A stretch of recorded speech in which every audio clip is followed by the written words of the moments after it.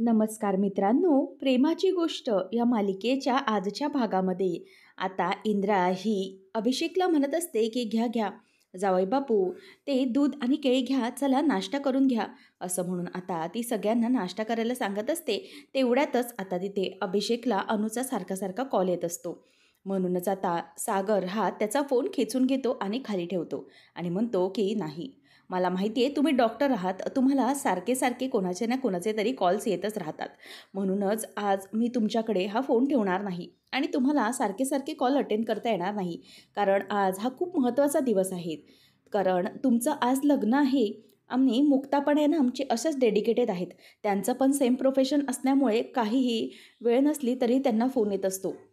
म्हणूनच मी तुम्हाला सांगतोय की आज तुम्हाला हा काही फोन अटेंड करता येणार नाही. त्याच वेळेला मग आता इथे तो म्हणतो की नाही, कसं आहे ना, काहीतरी सिरियस पेशंटचं काम असेल म्हणूनच असेल. मग आता सागर म्हणतो की मला सांगा की तुम्ही हॉस्पिटलमध्ये दुसरी प्रोव्हिजन तर केलीच असेल ना, एखादा दुसरा डॉक्टर वगैरे तर बघितलाच असेल ना. त्यावेळेला मग तो म्हणतो की हो, तसं मी केलं आहे, दुसरा डॉक्टर वगैरे ठेवला आहे. मग सागर म्हणतो की झालं तर मग का, कशाला काळजी करताय, कोणीही तिथे असेल तर मग काहीच प्रॉब्लेम नाही आहे. तेव्हा मग आता इथे पुन्हा पुन्हा त्याचा फोन वाजत असतो. सागर म्हणतो की काही झालं तरी आज हा तुम्हाला फोन काही भेटणार नाही. कारण अशी वेळ आणि लग्नाची वेळ पुन्हा येणार नाही. तुम्हाला पुन्हा आयुष्यभर पेशंटचे कॉल्सच रिसीव्ह करायचे आहेत. म्हणूनच आता मी तुम्हाला काही हा कॉल देऊ शकत नाही असं म्हणून सागर पटकन बाजूला तो फोन घेतो. आणि त्याच वेळेला आता इथे इंद्रा म्हणत असते की होय होय जावई बापू, बरोबर आहे आमच्या सागऱ्याचं. तुम्ही आज फोन घेऊ नका, तुम्ही मस्तपैकी हे नाश्ता वगैरे करून घ्या असं ती सांगत असते. त्याच वेळेला आता स्वाती म्हणते की अरे पण भाई, त्यांचं काही जर अर्जंट काम असेल तर. तेव्हा मग सागर म्हणतो की नाही, काहीच अर्जंट काम नाही आहे आजच्या दिवसाला. स्वाती, अगं तिकडे बघ ना, नाश्त्याचं बघ असं म्हणून स्वाती तिकडून निघून जाते आणि तो तिला बाजूला करतो. त्याच वेळेला आता इंद्राला विचारतो की मम्मी, तुझं सगळं काम झालेलं आहे का. तेव्हा इंद्रा म्हणते की नाही रे नाही सागऱ्या, अरे मला बायकांच्या ओट्या भरायच्यात असं म्हणून मी ओट्या भरून येते हा, असं म्हणून ती निघून जाते. त्यानंतर मग आता सागर हा आदित्य आणि सईला म्हणतो की तुमचे सगळे जे फ्रेंड्स येणार होते ते आले का सई. तेव्हा सई म्हणते की नाही ना, अजूनही पप्पा आलेले नाहीत. तेव्हा मग आता सागर म्हणतो की बघ बघ, इकडे तिकडे जाऊन शोध की तुझे फ्रेंड्स आलेत की नाही असं म्हणून ते आदित्य आणि सई दोघांनाही तिकडून कटवतो. त्यानंतर मग आता सागर म्हणत असतो की काय मग ठीक ना सगळं, बरं चालेल, अरे तू अभिषेक नाश्ता करून घ्या असं म्हणून तो नाश्ता करायला सांगत असतो. आणि काही प्रॉब्लेम तर नाही ना असं अभिषेकला विचारतो. त्यावेळेला अभिषेक म्हणतो की नाही नाही, काय प्रॉब्लेम असेल, काहीच प्रॉब्लेम नाही. नंतर मग आता मुद्दामच सागर हा आदित्याला विचारतो की जो सी फेसचा फ्लॅट आहे तो पाहिला का फ्लॅट.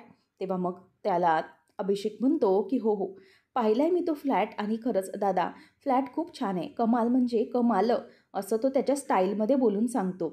त्यानंतर अभिषेक म्हणत असतो की पण दादा, या सगळ्याची खरं तर काहीच गरज नव्हती. तेव्हा सागर म्हणतो की असं कसं, गरज कशी नव्हती, हे सगळं मी माझ्या बहिणीच्या आनंदासाठी करतोय, कोमलच्या आनंदासाठी, आणि तिचा आनंद हा माझ्यासाठी फार महत्त्वाचा आहे असं सागर हा त्याच्यासमोर बोलून दाखवतो. आणि त्यावेळेला अभिषेकला या सगळ्याची खूप मजा येत असते की सगळं काही त्याच्या मनानुसारच होत असतं. त्यानंतर आपल्याला पाहायला मिळतं की मुक्ताने इथे त्या अनुजाला किडनॅप करून ठेवलेली असते. मुक्ता म्हणते की हे बघ, आता तुला आम्ही किडनॅप करून ठेवलेलं आहे. तेव्हा मग ती म्हणते की सोडा मला, काय करताय हे सगळं, तुम्हाला कळतंय का, तुम्ही मला इथे बांधून ठेवलं आहे, तुम्ही हे सगळं असं कसं करू शकता असं म्हणून आता मुक्तावर ती ओरडत असते. मुक्ता म्हणते की हे सगळं जोपर्यंत सॉल्व्ह होत नाही, जोपर्यंत तुम्ही कबूल करत नाही, तोपर्यंत तुला इथेच ठेवणार. तेव्हा मग ती म्हणते की नाही, मी कधीही कबूल करणार नाही सगळ्यांसमोर, कारण माझं अभिषेकवर खूप प्रेम आहे आणि तो जसं म्हणेल ना तसंच मी वागेन. त्याच्यामुळे मला आता तुम्ही ते डांबून ठेवण्यात काहीच अर्थ नाही आहे. समजलं, काही झालं तरीही मी त्याला सगळ्यांसमोर खोटं पडू देणार नाही.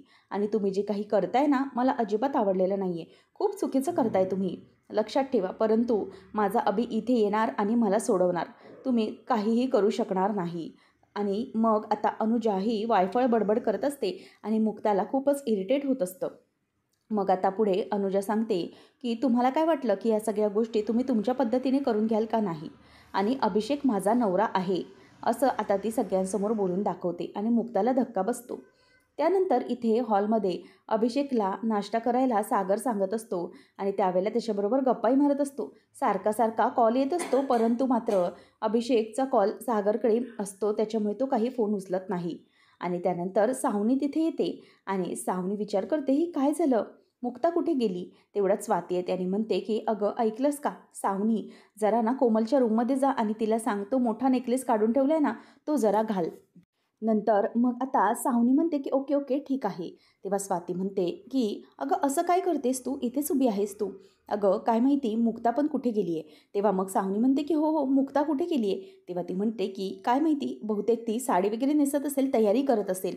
त्याच वेळेला सावनी आता म्हणते की ठीक आहे मी जाते. आणि स्वाती म्हणते की हो हो प्लीज जा कोमलच्या रूममध्ये, कारण ना मी इथे अभिषेक रावांसाठी फराळ घेऊन चालली आहे, असं म्हणून ती चाललेली असते. त्याच वेळेला सावनी ही लांबूनच अभिषेककडे आणि त्या सागरकडे बघत असते आणि विचार करते की नक्की या मुक्ताचं काय आहे, काहीच कळायला मार्ग नाही. नाही म्हणजे एरवी तर ही मुक्ता सागरच्या मागे पुढे फिरत असते, स्वतःचा मस्तपैकी पदर सावरत लग्नात मिरवत असली असती. परंतु आता आहे तरी कुठे काय माहिती, नक्की कुठे गेली आहे. नक्की ही तयारीच करत आहे की आणखी काही. एरवी तर मुक्ता पटकन सगळ्यांच्या आधी तयार होऊन बाहेर पडते, परंतु परंतु आज ती तिथे कशी काय, काहीच कळत नाही आहे. या मुक्ताच्या डोक्यामध्ये ना नक्की काय चाललेलं असतं ना काहीच कळत नाही. आता तिचं लक्ष अभिषेककडे जातं आणि अभिषेक हा गपचूप बसलेला असतो. त्याच वेळेला आता सागर हा पटकन जरा बाजूला होतो, त्याला कॉल येतो म्हणून तो निघून जातो. आणि मग सावनी म्हणते की आत्ता मला या अभिषेकशी बोललं पाहिजे, याची गुटरगू कुठे आहे ते तरी बघितलं पाहिजे, तेव्हा लक्षात येईल की काय नेमकं घडते. म्हणून आता सावनी मुद्दामच हातात फुलं घेऊन येते आणि ती अभिषेकच्या बाजूला येऊन अशी हसत हसत तोंडातल्या तोंडात बोलत असते आणि म्हणते की अभिषेक, अरे ती तुझी बायको गुटरगू कुठे आहे आणि मुक्ता पण गायब आहे. तेव्हा मग आता तो म्हणतो की मला त्या मुक्ताचं काहीच माहिती नाही, परंतु माझी बायको इथे नाही आहे. तेव्हा मग आता इथे ती चिडलेली असते. ती म्हणते की अरे मी तुला काय विचारते, अरे ती कुठे गेली आहे, कारण आता मुक्ता इथे नाही तर मला जरा टेन्शन येतं आहे, ती नेमकं काहीतरी करू शकते. तेव्हा मग आता अभिषेक म्हणतो की हो मला माहिती आहे तुम्ही जे काही बोलताय ते, परंतु आता इथे ती येणार नाही, कारण तिला बाहेरगावी पाठवलेली आहे, तिची फ्लाईट होती. तेव्हा मग ती म्हणते की जेव्हा जेव्हा तुझ्या गुटरगूची फ्लाईट असते ना तेव्हा तेव्हा ती युटर्न घेते आणि काहीतरी करते, काहीतरी तिच्या मनात नक्कीच विचार येतात आणि म्हणून पुन्हा ती मागे फिरते. त्यावेळेला मग आता मुक्ता पण नाही आहे इथे म्हणून मी घाबरते असं सावनी सांगत असते. तेव्हा तो म्हणतो की काळजी करू नका, काहीच घाबरण्याचं कारण नाही, कारण ती माझी बायको म्हणजेच अनुजा कुठे चालली आहे ना हे फक्त मला माहीत आहे, म्हणून तुम्ही अजिबात घाबरू नका. त्याच वेळेला आता इथे सावनी ही वैतागत असते आणि त्याला फुलं फेकून मारत असते. अभिषेक म्हणत असतो की हे बघा सावनी, तुम्ही हे जे काही करताय ना सगळेजण बघत असतील, कारण कोणालाही काही संशय येता कामा नये. माझं लग्न आहे आणि मी इथला नवरदेव आहे हे तुम्ही लक्षात ठेवा. तेव्हा मग आता सावनी म्हणते की ओके ओके ठीक आहे. मग अभिषेक म्हणतो की लक्षात ठेवा, काहीच काळजी करू नका, माझी बायको कुठे चालली आहे ते फक्त मला माहिती आहे, बाकी कोणालाही माहिती नाही. एव्हाना ती फ्लाईटमध्ये पण बसली असेल. तेव्हा मग आता ती वैतागतच म्हणते की जर तुझ्या बायकोने पुन्हा यू टर्न घेतला ना तर बघ मी काय करते ते, तिचे आणि त्याच्याच बरोबर तुझे देखील कसे हालत करते ना तेच बघ, असं म्हणून आता ती त्याच्यावर वैतागत असते. तेव्हा मग अभिषेक म्हणतो की नाही, काहीच काळजीचं कारण करू नका. तेव्हा आता अभिषेकला सावनी म्हणते की खरं तर ना ती मुक्ता आहे, तिच्या डोक्यामध्ये काय चालतं ना हे आपल्याला कधीही जज करता येणार नाही. जर तिने काही विचार केला आणि मग पुन्हा अनुजाला इथे, तर मग तो म्हणतो की नाही नाही असं काही होणार नाही आहे, तुम्ही प्लीज काळजी करू नका आणि लक्षात ठेवा इथे सगळेजण आपल्याला बघतायत, सगळ्यांची आपल्यावर नजर आहे, त्यामुळे प्लीज जरा सांभाळून, असं आता तो सावनीला अलर्ट करत असतो. आणि त्याच वेळेला सावनी म्हणते की ओके ओके ठीक आहे, पण लक्षात ठेव तुझ्या गुटरगू बायकोला तिकडे कुठे जायचं आहे ते जाऊ दे, आणि परंतु मुक्ताच्या हाती तिला लागता कामा नये, नाहीतर ही मुक्ता पुन्हा नवीन काहीतरी डाव खेळायला सुरू करायची. चल चल मी जाते असं म्हणून ती निघत असते.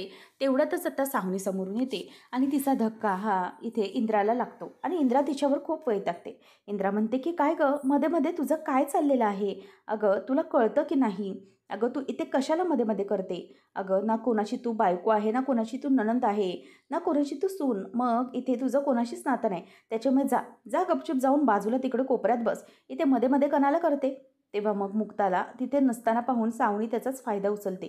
सावनी म्हणते की अहो सागरची आई, तुम्हाला माहिती आहे का मुक्ता इथे नाही आहे, म्हणून मी इथे तिला बघायला आले होते, आणि असं बसून कसं चालेल मला सांगा, लग्नघर आहे हे, आणि असे लग्नघराच्या घरामध्ये असं बसून कसं चालेल, इथे मुक्ता पण नाही आहे काही कामं करायला, म्हणून मग मला काही कळत नाही, म्हणून मी इथे मदत करत होते, इथे अभिषेकरावांना फराळ वगैरे देत होते.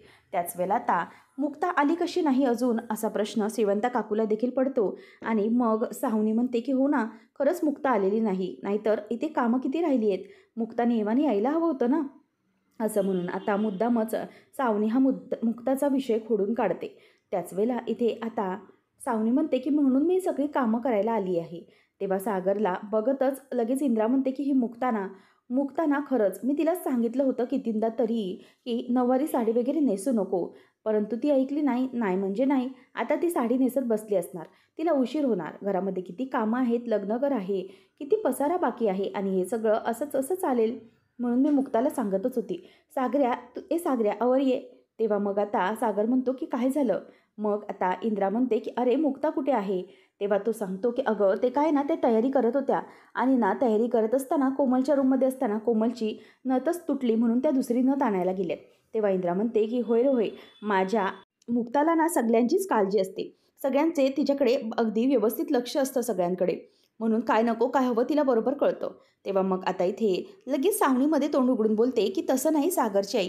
मला काय म्हणायचं होतं, की मुहूर्त लग्नाचा टळून जायला नको ना. नथ काय आहे आपल्या कोमलला लग्नात उभी राहताना दुसऱ्या कोणाचीही घालता येईल. परंतु मुहूर्त महत्त्वाचा आहे ना लग्नाचा. तेव्हा सागर आता रागाने तिच्याकडे बघायला लागतो. तेव्हा मग आता सागर म्हणतो, की हे बघ मम्मी, काहीच काळजी करू नकोच. मुक्ता आहे ना त्यांना स्वतःचा मुहूर्त लग्नाचा बरोबर माहीत असेल ना. घरातलं लग्न आहे हे. मग त्या मुहूर्ताच्या आधीच बरोबर येतील. काळजी करू नका. काही घाई करण्याची गरज नाही. मुहूर्तावर लग्न लागेल. तेव्हा मग आता इथे सावनी म्हणते, की तसं नाही सागरची आई. गुरुजी विचारत होते, की कुठे आहेत नवरा वगैरे, नवरा-नवरी आणि तयारी करायची का? तेव्हा इंद्रा म्हणते, की हो, हो. मी जाऊन त्यांच्याशी बोलते आणि हळूहळू सुरुवात करा विधींना असं म्हणते. त्याच वेळेला आता सागरला कळत नाही, की काय करावं. सागर आता टेन्शनमध्ये असतो. पुढे काय करावं काय नाही हे त्याच्या डोकंच चालत नसतं. त्यानंतर आपल्याला पाहायला मिळतं, की मुक्ताचं नेमकं काय चाललं असेल याचा विचारही सागरच्या डोक्यात एकीकडे सुरू असतो. तर इकडे आता सगळ्यांसमोर म्हणजेच दोघांसमोर अनुजाने कबुली दिलेली असते, की हो अभिषेक माझा नवरा आहे. तेव्हा मग आता ती म्हणते, की सांगा काय करणार आहात तुम्ही मग? माझा नवरा आहे ते मी तुमच्याबरोबर तर कुठे सांगणार नाही. परंतु माझा नवरा हा इथेच माझ्यासमोर आहे इतकं मला कळतं. तेव्हा मग आता इथे मुक्ता म्हणते, की मूर्ख मुली, तुला कसं कळत नाही आहे? अगं तुझा नवरा हा तुझं आयुष्य बरबाद करतोय. तुझ्याबरोबरच आणखी 2 आयुष्य आणि स्वतःचंही आयुष्य त्याचं बरबाद करतोय तो. त्याला कळत कसं नाही आहे? अगं मूर्ख मुली, इतकं सगळं आहे.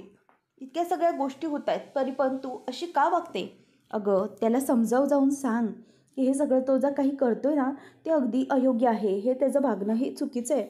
तो जे काही वागतोय, जे काही करतोय त्याचा खूप मोठा परिणाम होणार आहे. आणि लक्षात ठेव, त्याचा काही परिणाम होऊ शकतो.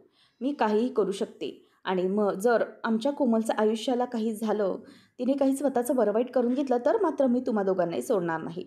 पण ते सगळं झालं नंतरचा भाग. अगं मूर्ख मुली, तुझा नवरा हा तुझ्या समोर लग्न करतोय. इतकी हुशार मुलगी आहेस तू, परंतु तुला इतकी गोष्ट कळत नाही आहे का, की तो तुझ्या आयुष्याचा फायदा घेतोय? अगं तो मुद्दामच हे सगळं करतोय. जर त्याचं तुझ्यावर खरंच प्रेम असतं, तर तो दुसऱ्या लग्नासाठी तयार तरी झाला असता का? जी व्यक्ती ही आपल्यावर इतकी जीवापाड प्रेम करते, ती व्यक्ती दुसरं लग्न करेल का? याचा विचार तू जरा कर, असं मुक्ता तिला सांगत असते. त्यानंतर मग आता मुक्ता तिला पुढे म्हणते, की अगं एक गोष्ट लक्षात ठेव अनुजा, काहीही झालं तरीही हा जो अभिषेक आहे ना, तो तुझं कधीही ऐकणार नाही, मी तुला सांगते. आणि तो मुद्दामच लग्न करून मोकळा होणार आहे आणि तुझ्याबद्दल त्याच्या मनात काहीही विचार नसणार. तेव्हा मग आता इथे मुक्ता म्हणते, की बरं तुला वाटतंय ना, की आपण हे सगळं करूया. ठीक आहे, आत्ता मी तुला अभिषेकचं खरं रूप दाखवतेच. आणि मग लकीला सांगते, की त्याचा फोन दे जरा. आणि मुक्ता आता अनुजाचा तिथून फोन घेते आणि तिच्या फेसनेस तो लॉक उघडते. आणि आता अभिषेकला अनुजाचा कॉल आला हे लक्षात येतं, म्हणून तो पटकन त्या लगबगीतून बाजूला येतो आणि फोन उचलतो. आणि व्हिडिओ कॉल उचलल्यानंतर त्याच्यासमोर आता अनुजा नसून मुक्ता आलेली असते. आता मुक्ताला समोर पाहिल्यानंतर त्याला जबरदस्त मोठा धक्का बसतो. कारण आता मुक्ताला समोर पाहून त्याच्या लक्षात येतं, की त्याची बायको अनुजा ही आता मुक्तासोबतच आहे. आणि आता तो घाबरलेला असतो.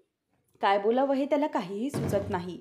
त्यानंतर आता इथे मुक्ता म्हणते, की हे बघ, मी मुक्ता कोळी आहे. तुझी बायको आता आमच्याबरोबर आहे. तेव्हा हे ऐकल्यावर तो आणखीनच हादरतो आणि त्याच्या लक्षात येतं, की सावनीचा जो संशय होता तो खरा होता. मुक्ता ह्याच्याबरोबरच आहे. तेव्हा मग आता इथे मुक्ता म्हणते, की बघ तुझ्या बायकोला बघायचे, इथे आम्ही किडनॅप करून ठेवली. त्याच वेळेला आता इथे अभिला समोर बघूनच जराशी ती चेहरा बारीक करते आणि मला इथे बांधून ठेवले अशी गयावया करू लागते. त्याच वेळेला आता मुक्ता म्हणते, की बघितलं तुझ्या बायकोचा चेहरा बघितलास? अरे तुला काय वाटलं की तू आमच्या कोमलबरोबर लग्न करशील? तर ते मी कधीही होऊ देणार नाही. एक गोष्ट लक्षात ठेव की आत्ता तुझ्याकडे फक्त 1 तास आहे आणि या तासामध्ये तुला निर्णय घ्यायचा आहे. तुला तिकडचं कोमलचं लग्न मोडायचं आहे आणि इकडे तुझ्या बायकोला वाचवायला यायचं आहे.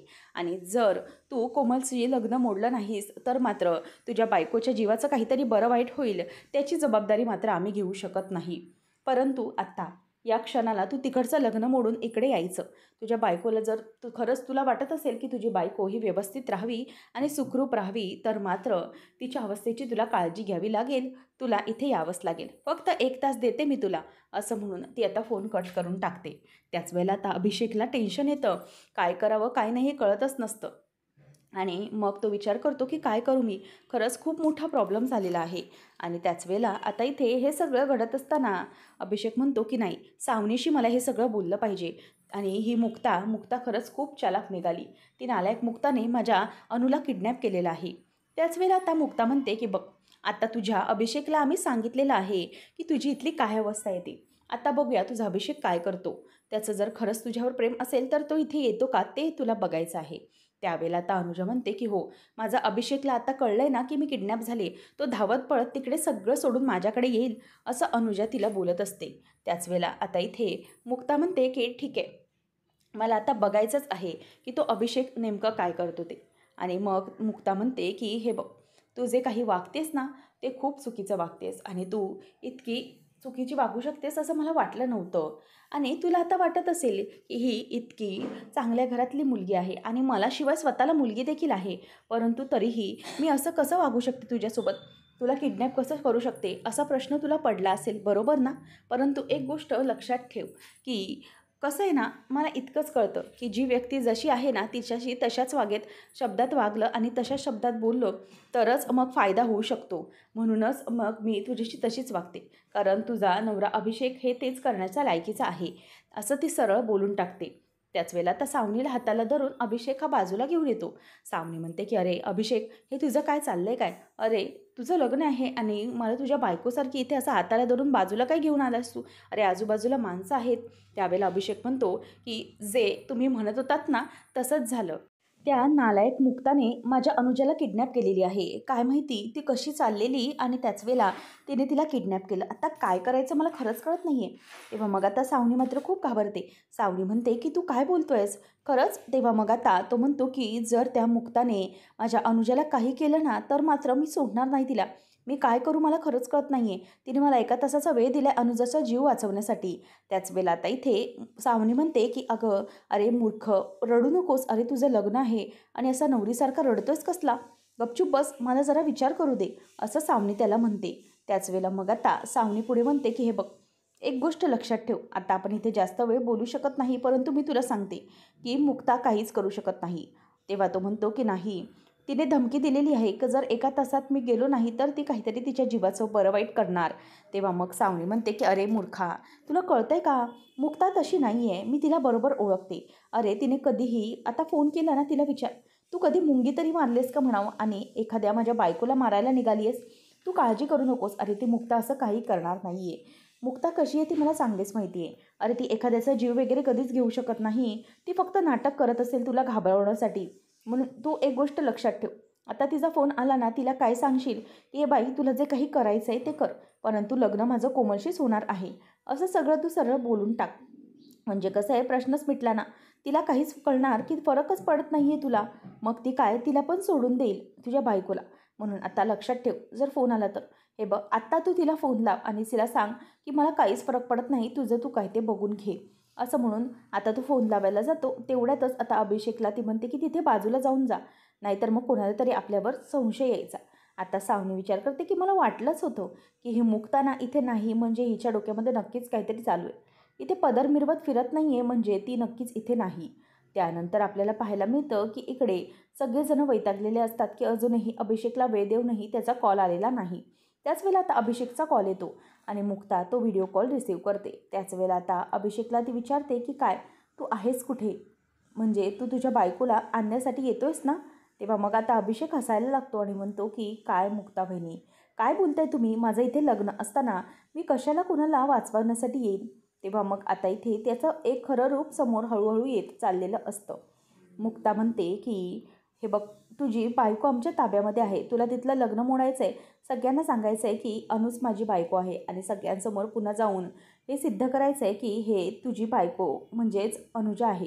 तेव्हा तो म्हणतो की हे बघा मुक्ता, तुम्हाला ना जे काही करायचं आहे ते करा, मला काहीही फरक पडत नाही. माझं लग्न मात्र कोमलशीच होणार, तुम्हाला त्या अनुजाचं जे काही करायचं आहे ना ते करून टाका, मला काहीच वाटत नाही. माझं लग्न तर होणार ते म्हणजे कोमलशीच, हे चॅलेंज मी जिंकणार आहे, असं सरळ तो बोलून दाखवतो. आणि त्याच्या त्या वाक्यामुळे आता इथे मुक्ताला आणि तिला म्हणजेच अनुजाला देखील खूप मोठा धक्का बसलेला असतो. आणि हे ऐकल्यावर मुक्ताला खूप हादरायला झालेलं असतं, तिच्या चेहराच पडलेला असतो.